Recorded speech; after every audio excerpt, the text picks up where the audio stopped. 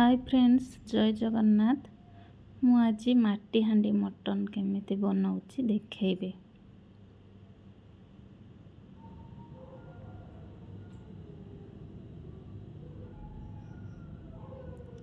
मु एथिरे किछि मटन नेछि, सेथिरे हळदी, लूण, लंका गुंड, जीरा गुंड, धनिया गुंड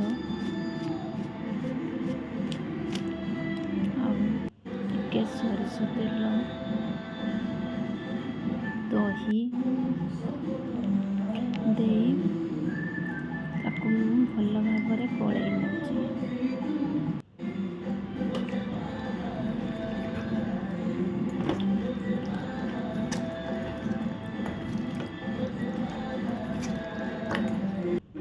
कड़े मुझे अध घंटा पर्यंत छाड़देली। ये पियाज रसुण अदा नहीं, पियाज रसुण किछिटा पियाज और रसुण अदा को मुझे भल भाव ग्राइंडिंग कर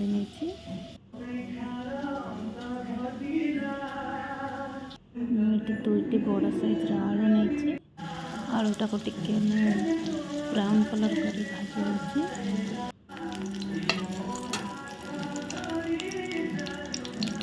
ये मु हांडीटा को गरम कर किसी सोरिष तेल देली। सोरिष तेल गरम होगा पर मुझे जीरा देछि। जीराटा फुटी जावापर कटा होता पियाज को देली। पियाजटा को मुझे बेसी भाजुना, टिके कंचा रखी टेस्टा बहुत भल लगे। पियाज रसुण अदा बटा देली, किसी पानी देदेली, हलदी लूण लंका गुंड दे टिके गले नहीं। मसलाटा को बेसी कषुनी कहीं यहाँ बहुत सीझब बोली मुझे किसी पानी देली मटन देकी। तापर आलू देछि, कंचा लंका किछिटा देछि, घड़े देली।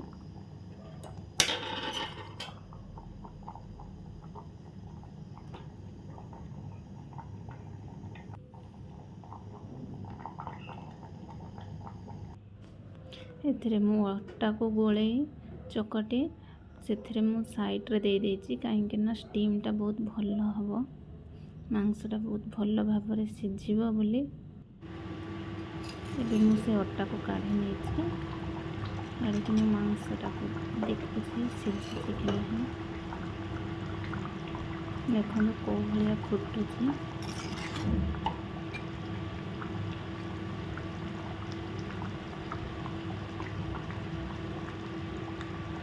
मांसटा अल्प सीझी भल भाव सीझी जाए। माटी हांडी मटन रेडी हो जाए।